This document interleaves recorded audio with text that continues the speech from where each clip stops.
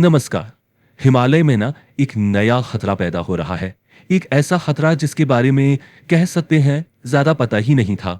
ये कोई जानी पहचानी आपदा नहीं, बल्कि क्लाइमेट चेंज से पैदा हुई एक बिल्कुल नई पहेली है। तो चलिए आज इसी रहस्य से पर्दा उठाते हैं। तो ये सब शुरू हुआ 2025 में, जब उत्तराखंड के धारली गांव में एक भयानक बाढ़ आई।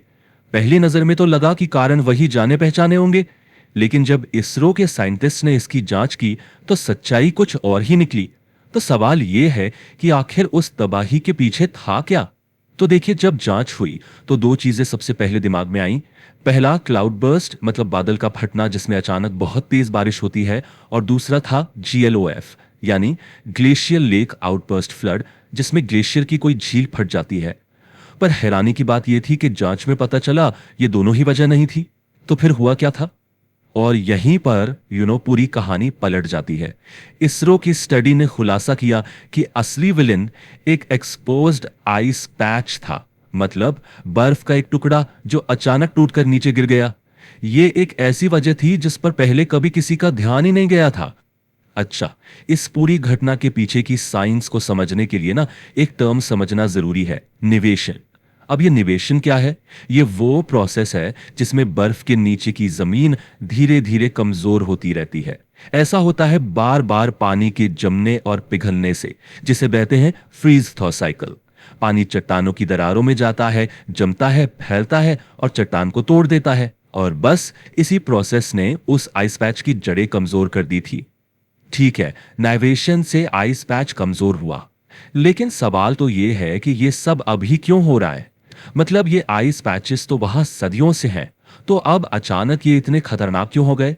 इसका जवाब एक बहुत बड़ी वजह से जुड़ा है, और वो वजह है क्लाइमेट चेंज। देखिए, टेम्परेचर बढ़ रहा है जिससे ग्लेशियर तेजी से पिघल रहे हैं, बर्फबारी का पैटर्न बदल रहा है, और सबसे जरूरी बात, जो मौसम की बर्फ इन आइस पैचेस के लिए एक सुरक्षा कवच, एक प्रोटेक्टिव ब्लैंकेट का काम करती थी, वो अब कम हो रही है। और इसी वजह से ये आइस पैचेस अब सीधे गर्म हवा और धूप के संपर्क में आ रहे हैं, जिससे ये और कमजोर हो रहे हैं। यहाँ एक छोटा सा लेकिन बहुत जरूरी फर्क समझना होगा कि आइस पैच और ग्लेशियर एक चीज नहीं है। ग्लेशियर आप समझिए एक बहती हुई नदी की तरह है, बस बर्फ की, उसमें मूवमेंट होती है। लेकिन आइस पैच बर्फ का एक स्थिर, एक स्टैटिक टुकड़ा है, ये बस वहां पड़ा रहता है। अब तक इन्हें ज्यादा खतरनाक नहीं माना जाता था, पर अब यही एक नए रिस्क का सोर्स बन गए हैं। और अब जो बात सबसे ज्यादा चिंताजनक है वो ये है कि एक छोटा सा दिखने वाला आइस पैच का टूटना भी हिमालय के खड़े ढलानों पर एक भयानक चेन रिएक्शन शुरू कर सकता है। ये बिल्कुल एक छोटी सी चिंगारी की तरह है जो पूरे जंगल में आग लगा सकती है। चलिए अब जरा इस पूरी तबाही की एनाटॉमी को समझते हैं कि ये होता कैसे है, स्टेप बाय स्टेप।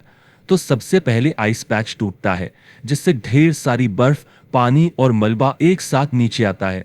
ये सब मिलकर एक बहुत तेज बहाव बना लेता है। अब जब ये तेज बहाव पहाड़ों की पतली और खड़ी घाटियों से गुजरता है ना, तो इसकी रफ्तार और ताकत कई गुना बढ़ जाती है। इसी को कहते हैं टोपोग्राफिक एम्प्लीफिकेशन। सोचिए, बहुत सारा पानी और मलबा जब एक पतली सी गली से गुजरेगा तो उसकी स्पीड और ताकत कितनी बढ़ जाएगी।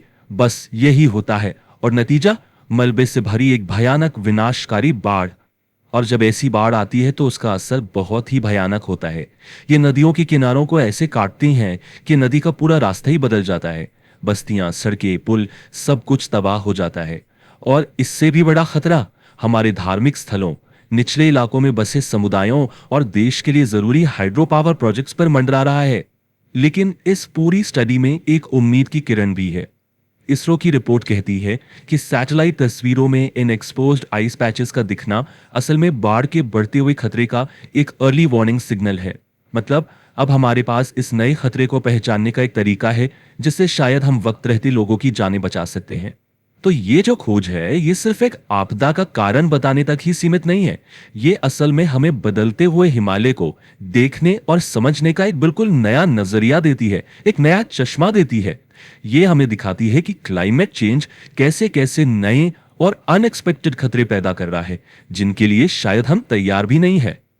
और आखिर में यह हमें एक बहुत बड़े सवाल के साथ छोड़ जाता है कि जैसे जैसे हमारे पहाड़ और गर्म होते जाएंगे, प्रकृति हमें ऐसे और कितने चेतावनी के संकेत देगी जिन्हें हमें वक्त रहते पहचानना और समझना होगा।